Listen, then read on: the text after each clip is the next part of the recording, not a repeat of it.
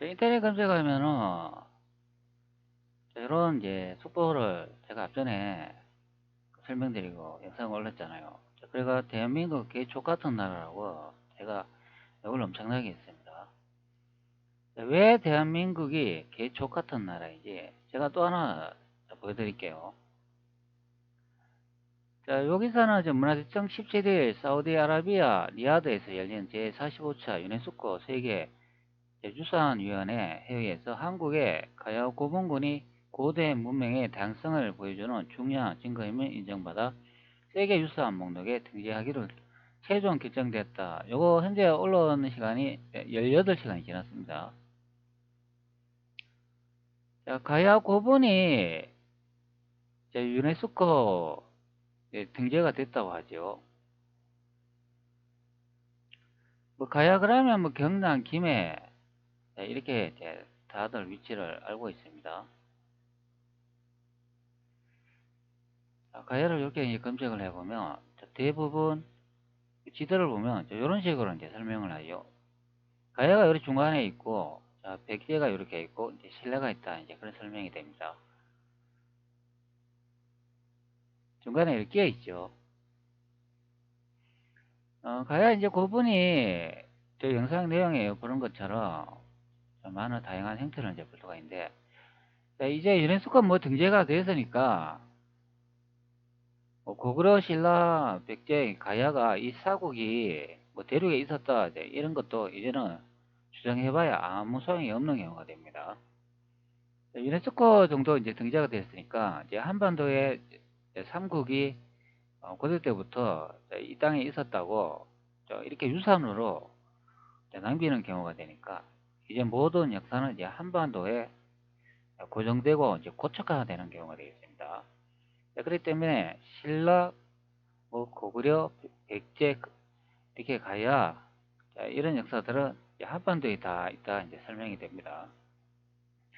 이렇게 되면 이제 좋아지는 나라는 중화민공화국하고 이제 일본만 이제 좋아지네요. 자, 여러분들은 점점점 역사가 위세에 이제 침식되면서 점점 살기 이제 힘들어지겠습니다. 자, 역사는 과거의 일이지만 미래를 볼 수 있는 그런 관념이 된다. 그런 의미가 됩니다. 자, 앞으로 여러분들의 이제 후손들은 점점 살기가 힘들어지겠습니다. 자, 이런 형태의 무덤을 이제 볼 수가 있는데요. 자, 과연 이런 무덤들이 과연 가야 시대의 무덤일까? 제가 아메리카에도 이런 무덤 형태가 많이 있다고 이제 설명을 잠시 언급을 했죠. 자, 여기에 이미지를 보면 뭐 무덤 수가 상당히 많아요. 도대체 이런 무덤이 이렇게 많이 있다 그러면 이게 다 왕들의 묘일까요? 아니면 그 왕과 친척 가족들의 다 묘일까요? 자, 무덤을 있었는 형태를 보시기 바랍니다. 중구난방입니다. 보통 우리 그 조선에서 쓰는 무덤의 양식은 어떤가요?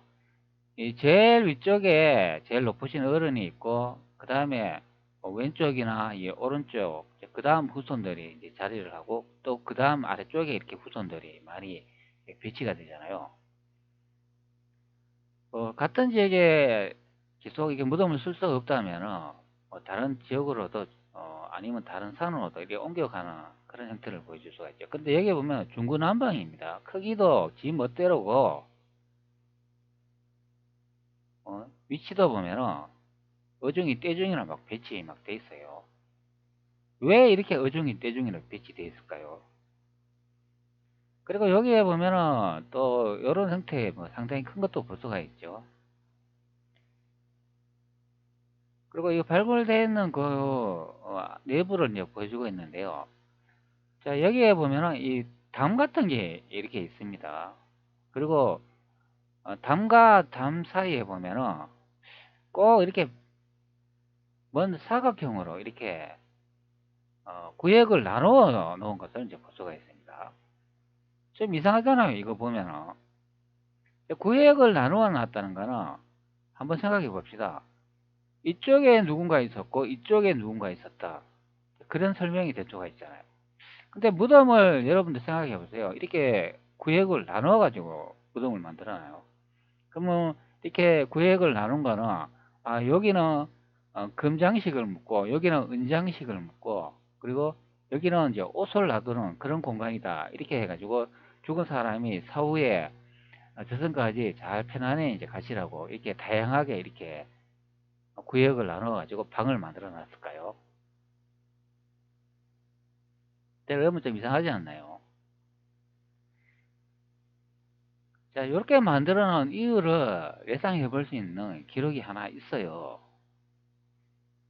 자, 그게 뭐냐면은 바로 요거에 되겠습니다. 자, 후원서 동의전 한조가 됐습니다. 후원서 동의전이라니까 동의 그러면 우리 선조를 의미하죠. 자, 한해는 3종이 있으니 하나는 마한이요, 둘째는 진한이며 셋째는 변진이다. 마한은 서쪽에 있으면 54국이 있는데 그 북쪽으로는 낙랑과 남쪽으로는 외와 접한다. 진안은 동쪽에 있으며 12국이 있고 그 북쪽으로는 예매가 접한다. 변진은 진안의 남쪽에 있는데 역시 12국이면 남쪽으로는 역시 외와 접한다. 후한선 뭐 동의전 그러면은 뭐 대중 역사를 증명하거나 아니면 뭐 한반도 역사를 주장하는 사람들이 많이 인용해가지고 사용하는 그런 구절이 되죠. 여기 이제 마한, 뭐 진한, 변진 이런 설명이 나오기 때문에 우리가 기존에 아는 그 삼국이 되겠습니다. 변진이라고 돼 있죠. 여기 원문에는 이게 변한이 된다 이제 그런 의미가 있습니다. 자, 여기에 보면 낭랑이라고 이렇게 설명을 하잖아요. 그러면 이 낭랑을 이제 설명하는 내용이 되기 때문에 이 낭랑이 있는 데가 거기가 바로 삼한이 있는 데다 이제 그런 의미가 되죠. 자, 진안, 변진, 마한이 있는 이 마한의 서쪽에 이제 54국이 있다 이렇게 설명을 하고 그 북쪽에 낭랑이 있다 설명을 하지 않습니까? 그러면 낭랑의 남쪽에 이 마한이 있다 그런 설명이 되잖아요. 왜 그러냐면 마한의 이제 북쪽이라는 설명을 하고 있기 때문에 마한 땅 위쪽은 낭랑이라고 하고 낭랑의 아래쪽은 이제 마한이라는 이제 설명되는 내용이잖아요. 그렇기 때문에 우리가 보통 이제 낭랑이라고 하면은 이제 어디를 설명하나요? 이 이미지 여러분들이 잘 보이실지 모르겠습니다. 이거 이제 한반도 이제 이미지잖아요. 낭랑이라고 하면은 대부분 어디라고 다 생각합니까? 한반도 사진을 확대해 있는데 낭랑이 여기에 있지 않습니까? 자, 그러면 요 아래쪽이 삼한이 된다 이제 그런 설명이죠. 그래야 요 진이라고 이렇게 적어 놨잖아요. 자, 앞쪽에 후한서 여기 보면 역시 12국이면 남쪽으로 역시 외화 접한다. 이런 설명이 나오고 여기에 뭐 진국이라는 말이 나왔죠.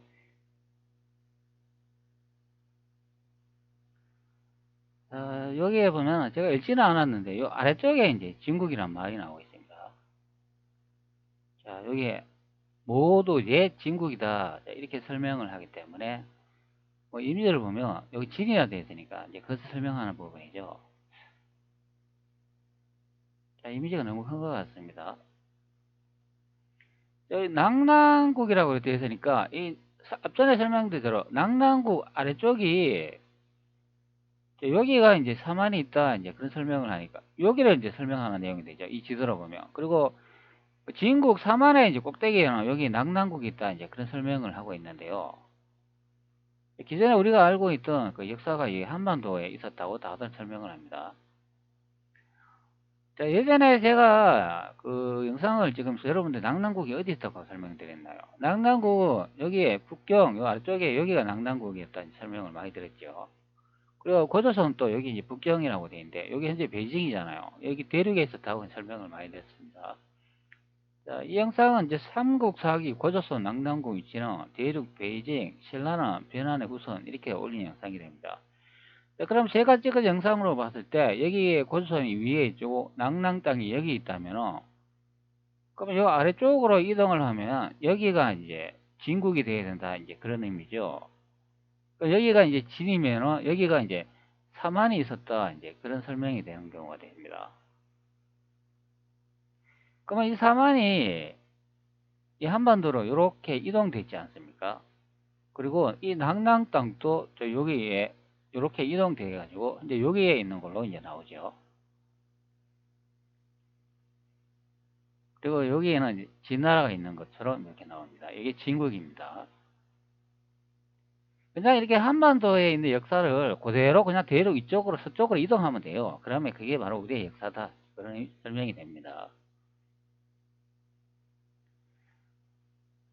후한서에 이제 이런 내용이 있다는 설명이 되겠습니다. 자, 그리고 다시 속보로 들어가면 이런 무덤 형태를 볼 수 있는 내용이 있다고 이제 설명을 드렸잖아요. 이게 어떤 내용이냐면 다시 후한서 다시 돌아갈게요.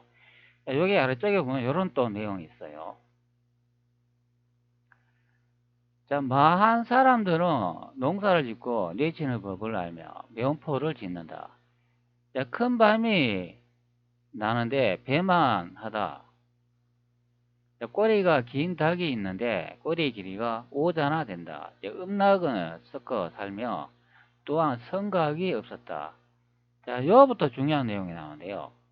흙집을 짓는데 여기 흙집을 짓는데 이렇게 설명을 하잖아요. 보통 이 흙집이라 그러면 우리 옛날에 그 전통 그 집 있지 않습니까? 그 초가집 많이 생각이 나죠. 자, 소집 형태의 그 한옥이 이제 많이 그 건설되기 전에 한옥이라기보다는 그 요즘 양옥이라 그러죠. 양옥집을 하는 게 많은 것 같습니다. 한옥은 뭐 우리 전통 그 집이라고 하니까. 자, 양옥집 이렇게 짓기 전에 예전에는 이렇게 이제 흙집을 이제 많이 짓고 살았죠. 자, 집의 형태를 보면 요 위쪽은 벽지미로 덮어져 있지만 여기 담 있지 않습니까? 이 집의 벽면, 자, 이것은 흙으로 다 되어 있죠. 이런 집 형태는 예전에 우리 이제 부모님도 살았는 집이 되겠습니다. 우리 어르신들께서 우리 살았는 집도 이런 형태의 집이 됩니다. 그때는 집이 단체가 아니고 기역자 형태, 니은자 형태 이제 그렇게 되어 있었습니다. 우리 집은 이렇게 기역자 형태로 되어 있었는데요. 방이 두 칸이고 여기 이제 부엌이 하나 있고 그리고 창고가 하나 있고 여기 소 키우는 우막이 하나 있었어요. 그리고 방에다가 누에도 같이 키우면서 부모님들이 농사를 지었습니다. 그래가 제가 어릴 때 기억이 생생하게 납니다. 이렇게 우리 집은 기역자 형태로 되어 있는데 이런 초가집에 살았습니다. 그때도 우리 집도 이렇게 흙으로 되어 있었어요. 나중에 그 박정희가 이제 대통령 되면서 그 새마을 운동하면서 여기에 있는 이 볏집이 슬레이트로 이제 바뀌는 경우가 됩니다. 지붕만 슬레이트로 바뀌고 그 집에 이 흙 담은 그대로 이제 흙이었습니다. 그게 생각이 납니다.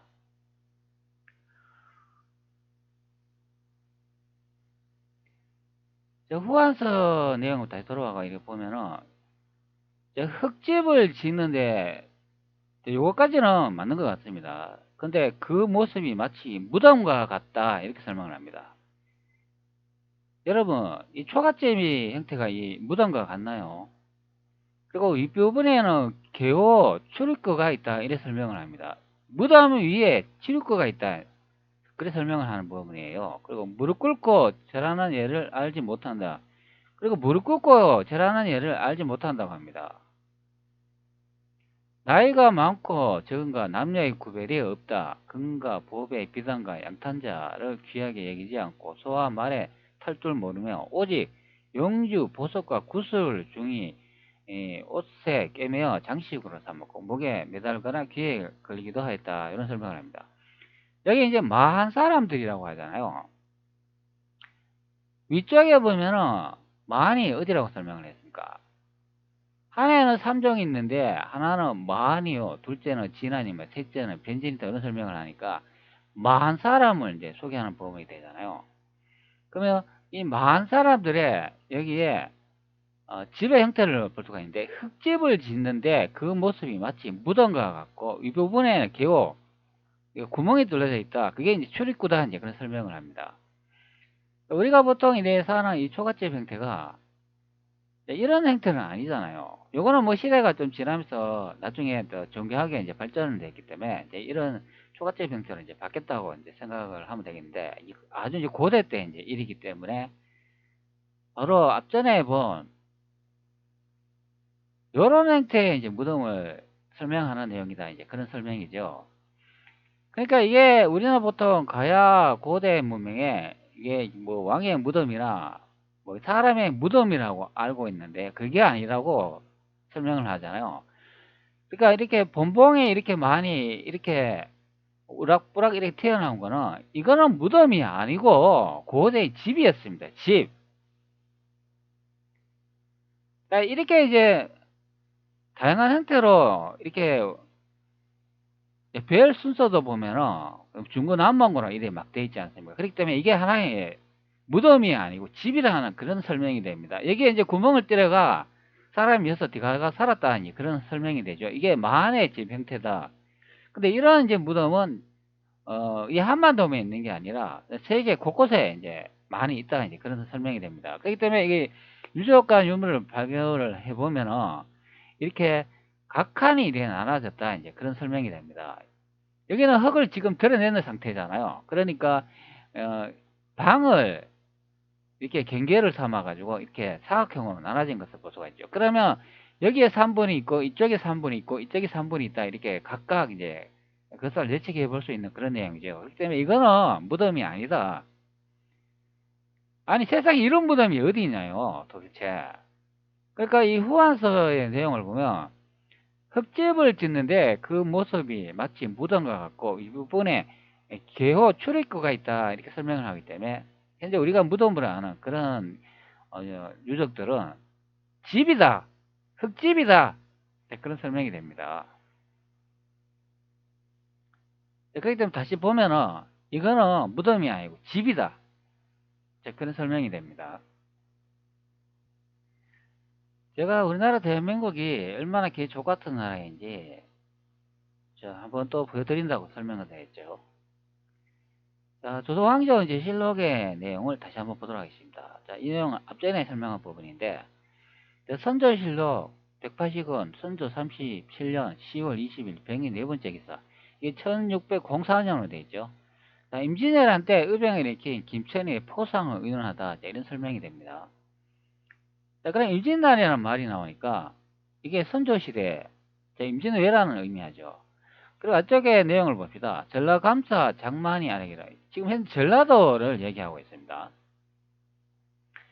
도내 나주 생원 강위호 등 58인이 정서하였는데 그 대략의 창의사 김천을은 호남의 서기로 지난 임진왜란 때 왕성이 이제 함락되어 대가가 서쪽으로 파천하고 적세가 맹렬한 남북이 행분되었으므로 모두 국사를 어떻게 할 수가 없다. 자, 여기 보면은 김천이라는 이 사람이 나오잖아. 이 사람이 바로 전라도 사람입니다. 전라도 사람인데 그분이 이제 호남의 서기로 지나 임진왜란 때 왕성을 함락되었는데 그것을 재탈환했다 이제 그런 설명이 됩니다. 그때 이제 왕성이 이제 함락대가 대가라고 하니까 이게 뭐냐면은 선조께서 탄 그런 마차가 되겠습니다. 그 마차가 이제 서쪽으로 이제 파천을 했는데 그때 이제 김천일의 활약 내용을 간략히 설명하는 부분이 됩니다. 임진왜란 때 의병들이 이제 활동했는 그런 지역을 볼 수가 있는데요. 여기 이제 아래쪽에 보면 여기 김천이라는 분이 이제 언급하고 있는 것을 볼 수가 있습니다. 나주라고 되어 있죠. 좀 확대해 볼게요. 이렇게 확대해 보면 김천일이 나주인 것을 알 수 있기 때문에 여기가 이제 전라도 아닙니까? 그 오른쪽이 여기가 이제 경상도가 되니까 그것을 알 수 있다는 설명이 됩니다. 자, 이 부분은 전라도 사람이다. 김천이 실록에 그 활약상을 이제 적어 놓은 경우죠. 그리고 여기에 또 내용을 보면은 대가가 이제 서쪽으로 파천하고 적세가 맹렬하여 남북이 횡단되었다. 여기 이제 남북이 횡단되었다고 하잖아요. 그러니까 조선의 땅이 반으로 이제 갈라졌다 그런 의미죠. 바로 저기 이제 아래쪽에는 저기 있고 위쪽에는 조선의 뭐 선조나 다른 백성들이 사는 두 지역으로 나눠졌다 이제 그런 의미죠. 그리고 고발적에 분연이 일어나 동지를 구협하여 제일 먼저 대를 창조했다. 제일 먼저 김천일이 의병장을 일으켰다고 합니다. 여기 시록이 정확하게 나와 있잖아요. 그렇기 때문에 전라도 분들 그걸 잘 아셔야 됩니다. 그리하여 곧바로 기전으로 달려가 광해를 차단하고 행궁으로 가는 길을 뚫었다. 그리고 영남과 호남을 제했다. 여기 영남과 호남을 제어했다 하잖아요. 그러면 이 서쪽으로 선조가 이제 의주 파천을 갈 때 바로 이제 김천을이 여기 보면 기전이라는 말이 나오고 있습니다. 그리하여 곧바로 기전으로 달려가 광해를 차단하고 이런 설명이 나오잖아요. 이 기전이 뭐냐고 하면 수도가 있는 지역을 의미합니다. 즉 선조께서 있는 조선의 수도 그쪽으로 이제 이동했다 이제 그런 설명이 됩니다.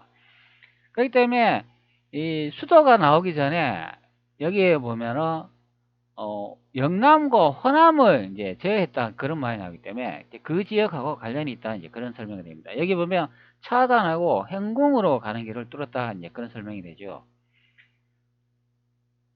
그러니까 기전을 이제 통과해 가지고 그 행궁 쪽으로 즉 궁이 있는 쪽으로 조선의 수도가 있는 쪽으로 이제 가면서 그 영남과 호남이 이제 지나쳐야 가야 된다 그런 설명이 됩니다. 근데 우리 보통 한반도 이렇게 의방종 활동했는 지역을 보면 김천일이 여기에 있는 사람이잖아요. 전라도 사람인데 호남과 영남을 제외했다고 하지 않습니까? 근데 우리가 보통 이 한성이 여기 있다고 하면은 여기 이렇게 위쪽으로 가는데 호남과 영남이 어떻게 나옵니까? 호남은 이제 전라도니까 여기 나온다고 해도 영남은 나올 수가 없잖아요. 영남은 경상도인데 여기를 어떻게 제어를 합니까? 좀 말이 되는 소리를 해야죠.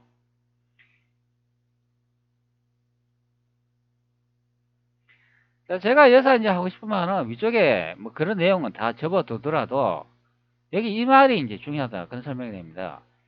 강해를 차단하고 행궁으로 가는 길을 뚫었다 이렇게 설명을 하는데 여기 강해라는 이 말이 나오잖아요. 여기 이제 각주가 이제 195번이 되는데 이것도 선택해 가지고 뭐라 설명을 하는지 한번 보도록 하겠습니다.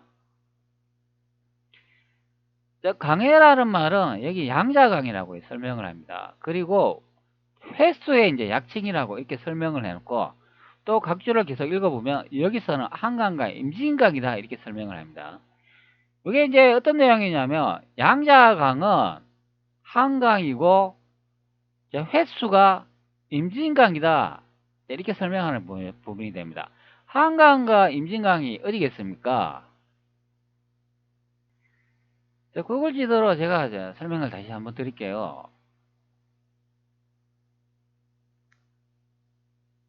양자강이라고 하면은 여기 중앙에 있는 이 부분이 강이 됩니다. 그리고 횟수라 그러면 양자강 요 위쪽에 있는 이 강이 되는데요. 요 두 개의 강을 이렇게 한반도로 이렇게 옮겨놨다 이제 그런 설명이 됩니다. 한반도 쪽으로 제가 이동을 해볼게요. 보통 양자강을 이제 고지도로 보면 한강이라고 이제 많이 표기가 되어 있죠. 그 때문에 여기 서울을 이제 기점을 해보면 임진강이 이제 이 위쪽에 이제 강이 되죠.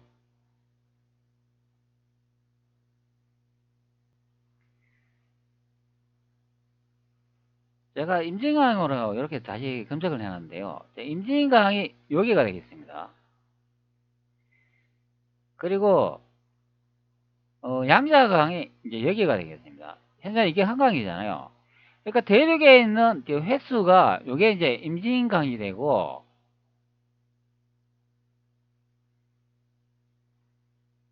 그리고 여기에 이제 한강이 여기에 이제 양자강으로 이렇게 이동 번역해 놨다 이제 그런 설명이 됩니다. 이게 양자강.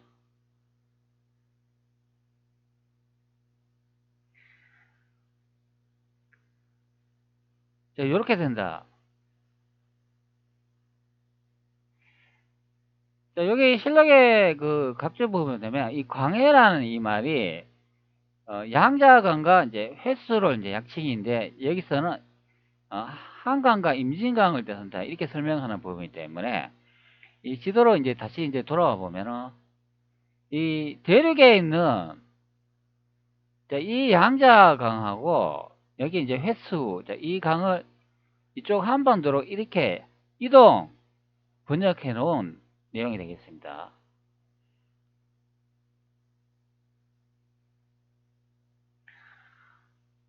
자, 여기 이제 강해라는 이런 말이 나오는데 제가 또 하나의 다른 기록을 제가 이제 보여드릴게요.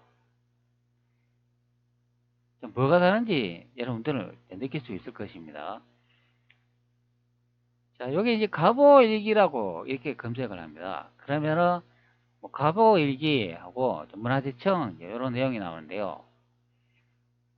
제가 요거 한 사이트 요거 들어가 보도록 하죠. 이거는 뭐 디지털 전문 대전이 아닌가 싶습니다. 자, 요 포털 사이트가 되는데, 자, 가보일기를 이제 설명을 했는데, 이거 뭐라 나오는지 한번 봅시다. 자, 여기 뭐 가보일기 한자로 나오죠. 그리고 이게 경기도 포천시라고 되어 있고, 근대 경기 집필자가 정흥모라고 되어 있습니다. 자, 정의 내용을 볼게요. 1894년 이남규가 포천을 거쳐 영흥 부사로 부임하는 노정과 영흥에서 겪은 일을 기록하는 일기다. 가보알 일기는 수당 이남규가 1894년 음력 5월 6일부터 12월 말까지 영흥 부사가 되어 임지에서 겪은 일들을 일기체로 기록한 글이다. 가보알 일기는 이남규의 문집인 수당집에 실려 있다. 자, 여기서부터 중요한 내용이 나오는데요. 이 가볼 일기를 쓴 1894년에 동학농민전쟁이 일어났고 농민군을 진압한다는 명목으로 청군과 일본군이 한반도에 진주하여 청일전쟁이 시작되었으며 일본군이 경복궁에 침입하여 반일적인 민시정권을 몰아내고 대영군 정권을 수립한 해이다. 김홍집이 박영효 등이 정권을 잡아 갑오 경장을 실시한 해이기도 하다. 일본군이 도성에 들어오고 우여곡절 끝에 작자는 영흥부사가 되어 임지로 가는 과정과 영흥에서 침인하는 내용을 기록했다. 갑오 일기 중에서 포천에 관련된 부분을 살펴보면 아래와 같다. 7월 8일 맑은 아침에 길을 떠나 참봉 문산 이규진의 집에 들러 점심을 먹고 송산에 들려 정자공과 강릉공의 산소에 성명한 뒤 포천 축성령에서 잤다. 이날 심리를 봤다. 9일 맑은 송우점에서 아침을 먹고 자하리에 있는 진선 조원식의 집에 들려 유숙하였다. 이날 심리를 봤다. 10일은 맑음 아침에 길을 떠나 심리를 가니 금수정이 바라보였는데 뇌물의 빛과 나무의 색깔들이 사람을 하여금 한가로이 더불어 어우러져 지내면서 자연에서 동화하고 싶은 마음을 불러일으키겠다. 그러나 갈 길이 너무 바빠서 한번 올라가 이를 조망하여 즐길 겨를이 없이 몹시 아쉬웠다. 영평의 신장점에서 점심을 먹고 철원에서 잤다. 자, 이날 심리로 왔다. 자, 위에서 보듯이 포천은 서울에서 금강산이나 함경도로 나가는 길목에 있어서 하루나 이틀을 유숙하는 곳으로 자주 언급된다. 자, 이런 설명을 하는데, 여기에 이제 내용이 보면 이런 내용이 나오잖아요. 갑오 일기를 쓴 1894년 동학농민전쟁이 일어났고 농민군을 진압하는 명목으로 청군과 일본군이 한반도에 진주하여 청일전쟁이 시작됐다. 이런 설명을 하고 있기 때문에 여기에 위쪽에 이제 갑오 일기가 요 설명으로 보면은 동학농민전쟁이 일어나는 이제 조선에서 적은 내용이다. 이제 그것을 알 수가 있는 내용이죠. 동학혁명이 보통 이 한반도 이제 조선에서 일어난 일이라고 하지 않습니까? 뭐 동학농민 뭐 검색하면은 동학농민혁명으로 나옵니다. 동학혁명, 동학운동, 동학농민운동 뭐 또는 동학농민전쟁으로 불리기 시작한 동학나는 1894년 동학 지도자들과 동학교도 및 농민들에 의해 일어난 백성의 무장봉기를 가리킨다. 크게 뭐 1894년 음력 1월 거부 봉기와 음력 4월, 전주 성 봉기와 음력 9월에 전주 광주 거기로 뭐 3차로 나눈다. 이게 1894년에 뭐 일어난 것으로 이제 설명을 하는 것 같습니다. 여기 날짜 보면 1894년에서 1895년, 뭐 거의 1년 동안 이제 벌어진 일이라고 하네요. 자, 그러면 앞전에 한번 봅시다. 자, 여기 내용에 보면 이게 1894년 이제 동학농민 전쟁이 일어난다고 설명하는 부분하고 똑같이요. 자, 이 책자의 내용이 뭐라고 했습니까? 여기 이제 갑오일기라고 되어 있잖아요. 이게 강해라는 번역을 여기는 한강과 이제 임진강 이 한반도의 이제 강으로 이제 번역을 해놨잖아요. 이 책자를 보면 이제 같은 내용이 나온다 이제 그런 설명이 됩니다.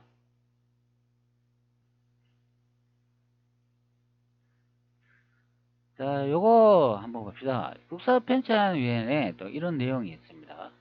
자, 이거 동아농민혁명 자료총서 갑오일기 맞죠? 이게 일기서라고 돼 있어요. 여기도 갑오일기 정확히 나오죠. 자, 앞전에 그 설명을 드렸지만, 자, 요거 똑같이요. 갑오일기가 되겠습니다. 저 일기서라고 되어 있는데 여기에 또 재밌는 내용이 나와요. 이게 좀 길다면 긴데 짧다면 짧은데 이거 잠시 한번 읽어 드릴게요. 일기서 나의 당초 생각에는 과거를 보는 글이 단지 5원과 7원만으로 작문을 하는 까닭에 작문에 있어서는 나는 일찍이 한 줄도 거기에 미치지 못하였다. 지금에 와 생각해보니 이것은 헛된 일인데 어떻게 이에 한 초시라도 합격하여 얻을 수가 있겠는가.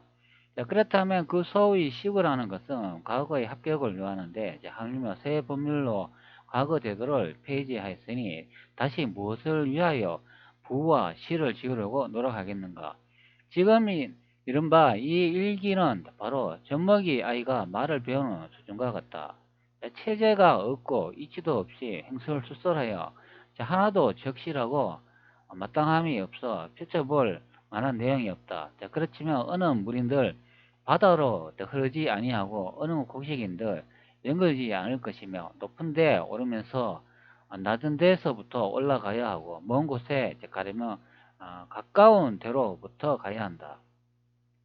비록 날마다 사용하는 속되고 평범한 말이라도 다만 문장을 지어 익힌다면 여기에서 다 나아가 잠과 명과 서와 기와 소와 격의 문장도 배울 수 있을 것이다. 자, 이렇게 이제 내용이 나오고 있습니다.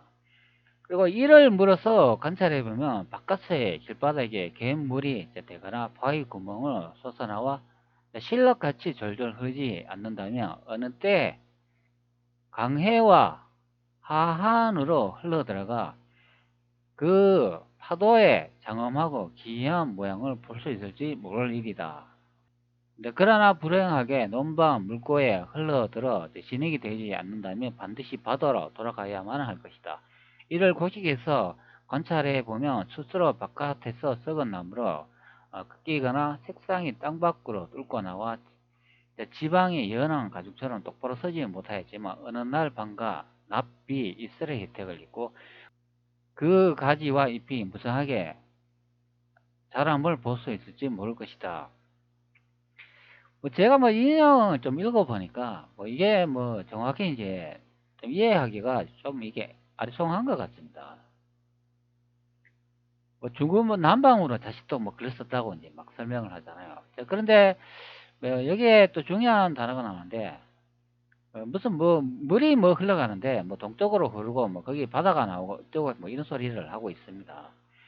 자, 여기서 이제 중요한 내용이 뭐냐면 이겁니다. 이거 어느 때 강해와 하한으로 흘러 들어가 이런 내용을 볼 수가 있잖아요. 자, 여기 또 보면 강해와 하한이라는 그런 말이 나오고 있습니다. 여기 이제 주석을 보면 강해가 어디냐 하면 중국의 양자강과 해와 유역의 지방을 말한다 이렇게 설명합니다. 그리고 하한은 또 어디냐 하면 황하와 한수를 이제 가리킨다 이제 설명을 하고 있죠. 자, 아래쪽을 한번 이동해 볼게요. 이게 각주 10번, 11번이 됩니다. 자, 여기 보면은 10번, 11번 나오지 않습니까? 여러분 잘 보이실지 모르겠습니다. 좀 확대해 볼게요. 자, 강해, 중국의 양자강과 해와 유역의 지방을 말한다. 이렇게 번역을 해주고 있습니다. 자, 앞전에 조선왕조실록에 뭐라고 되어 있냐? 이 강해가, 조선왕실록 다시 돌아가 볼게요. 자, 조선왕조실록에 여기 이제 번역 내용을 보면 여기는 이제 어떻게 되어 있냐면, 강해는 여기 양자강 해수라고 이렇게 설명을 해놓고, 또 약칭으로는 여기서는 한강과 임진강이라고 이렇게 이제 엉뚱하게 각주를 번역해 놨습니다. 그러면 앞전에 그 내용을 보면 이 강해가 양자강 해수라는 그런 의미잖아요. 자, 여기 다시 돌아와 보면 이 강해하고 중국의 양자강과 해와 유역의 지방을 말한다 이 설명을 합니다. 같은 지명을 가지고 이 엉뚱하게 이제 설명하는 부분이 됩니다. 자, 이 내용이 동학농민혁명 자료 총서 가보일기 내용이 아닙니까?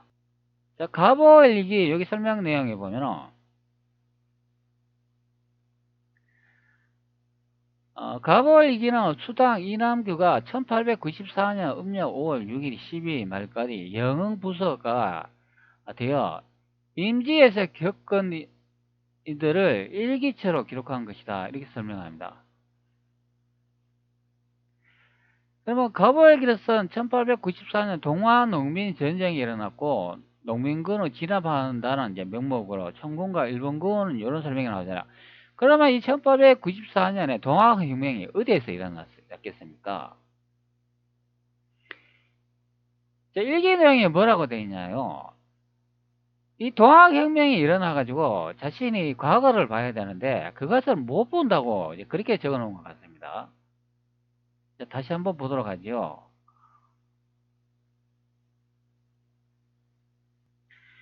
자, 여기 내용이 다시 돌아와 보면 이런 내용이 있잖아요.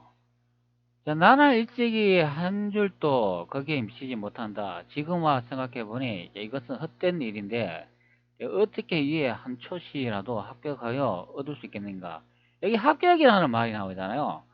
자, 그렇다면 그 소위 시구라는 것은 과거의 합격을 요하는데 여기 합격이라는 말이 나오잖아요. 과거의 합격을. 그러면 이분이 과거 시험을 이제 보러 갔는데 여기 동학혁명이 일어나가지고 아무것도 못하고 있다가 그런 설명을 하는 부분이 되잖아요.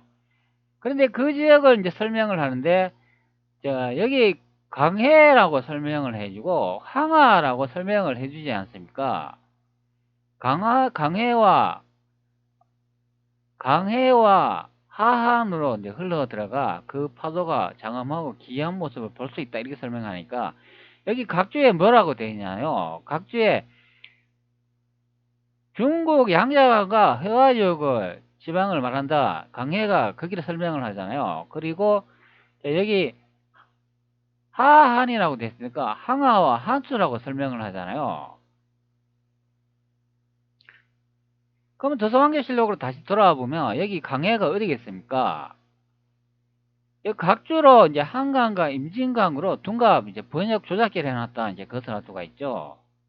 위쪽에 이제 다시 돌아가 보면 전라도 감사 장만이 아래기를 이런 설명이 나오고 여기에 보면 대략의 창의사 김천일이 호남 서기로 지난 임진왜란 때 왕성리 함락되어 대가가 서쪽으로 파천하고 벽세가 맹렬하여 남북이 행분되므로 이런 내용이 나오니까 그러면 여기가 어디겠습니까? 자, 같은 강해라는 뜻을 자, 이 역사서를 번역한 사람이 똑같은 지명인데 그것을 한반도로 번역 조작해놓은 것을 볼 수가 있죠. 즉 대륙에 있는 그 양자강과 해수를 한반도의 임진강과 한강으로 이동 번역 조작해놨다 이제 그런 설명이 됩니다. 자, 그래서 제가 이제 설명을 드렸잖아요. 이 대한민국 개족 같은 나라라고. 자, 그러면은 이 가야 고분이 유네스코 세계유산에 등재가 되어 있는데요. 제가 이거 앞전에 이제 설명을 드렸지만, 자, 이거는 무덤이 아니고 집이다. 자, 후한서의 내용이 보면 이런 내용이 있잖아요. 많은 사람들은 농사를 짓고 누에치는 법을 알며, 그리고 이 아래쪽에 중요한 내용이 흙집을 짓는데 그 모습이 마치 무덤과 같다고 하잖아요. 무덤.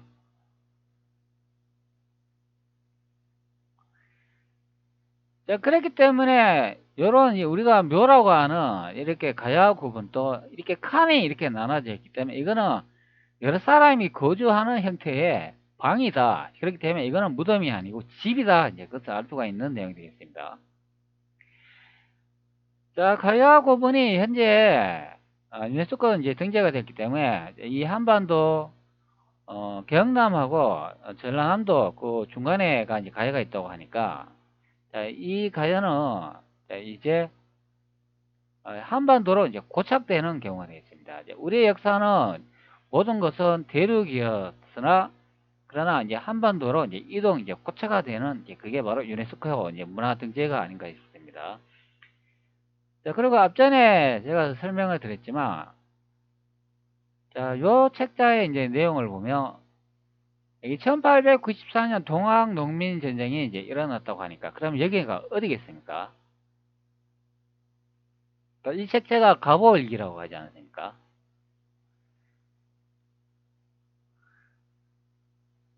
자, 제가 정확히 보여드렸죠. 자, 어디 있는지. 자, 다시 한번 내용을 보도록 하죠. 자, 강에는 양자강과 해수의 약칭으로 해. 여기서는 한강과 임진강을 뜻한다. 자, 그리고 자, 원래 여기에 각주 부분을 봅시다. 여기 또 뭐라고 되어 있는지. 자, 강해는 중국의 양자강과 회화 유역의 지방을 말한다. 그리고 하하는 황하와 한수를 의미한다. 여러분, 황하 이거 어디인지 아시죠? 황하, 한수, 황하, 한수. 자, 지도를 다시 보면은, 자, 황하는 이거지요. 자, 고대 지도를 보면은 황하가 이 산동 아래쪽으로 이렇게 많이 표기가 되어 있죠. 뭐 요즘은 요 위쪽으로 이렇게 뭐 그런다고 표시가 되어 있지만, 그럼 요게 황하죠. 그러면 요 아래쪽은 뭘까요? 자, 요게 한수가 아니겠습니까? 그러면 한수, 즉 한강이 된다. 이제 그런 의미죠. 자, 여러분, 동학혁명이 어디서 일어났겠습니까? 자, 요 내용으로 보면은,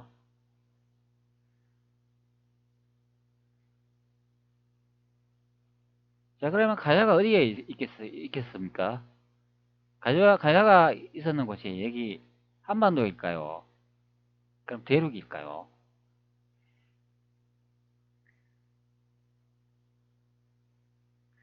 그리고 요거 이제 여기서 이제 다른 이제 부분의 내용인데요. 이것도 맨 같은 내용이 됩니다. 지금 글자가 너무 큰데 좀 줄일게요. 여기 찾으면은 같은 내용인데 이렇게 이제 원문을 이제 볼 수 있는 그런 것도 있습니다. 자, 여기 원문은 어떻게 되는지 한번 봅시다. 자, 여기에 나와 있을 텐데 눈에 잘 안 띄네요.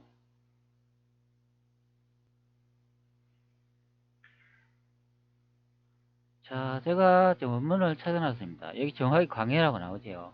강해하라고 되어 있습니다. 강해 하한이라고 되어 있네요. 하한. 자, 여기 한번 봅시다. 자, 강해 하한. 정확히 나와 있죠. 강해 하한. 자, 강해는 중국의 양자강과 자, 회화 유역의 지방을 말한다. 이렇게 설명을 하고 있습니다. 그 낭랑 땅이 제가 어디라고 했죠? 고조선이 어디라고 했죠? 그럼 요 낭랑 땅이 이제 대륙 유역이라고 이제 설명을 해야 되니까, 그러면 요 대륙에 여기 있는 부분을 설명하는 내용이죠. 자, 그러면 가볼일기의 기록이 어디겠습니까? 자, 회화. 가볼일기의 내용이 여기 기록한 거잖아요. 여기. 자, 그럼 동학혁명이 어디서 일어났겠습니까? 그러면 여기서 일어났을까요? 아니면 여기서 일어났을까요, 여러분? 자, 그렇기 때문에 제가 자, 가야 고분이 유네스코 등재됐다고 이 대한민국은 개족 같은 나라라고 설명드리는 범위 됩니다. 에라이 개족 같은 대한민국. 에라이 개족 같은 대한민국. 개족 같은 대한민국. 개족 같은 대한민국.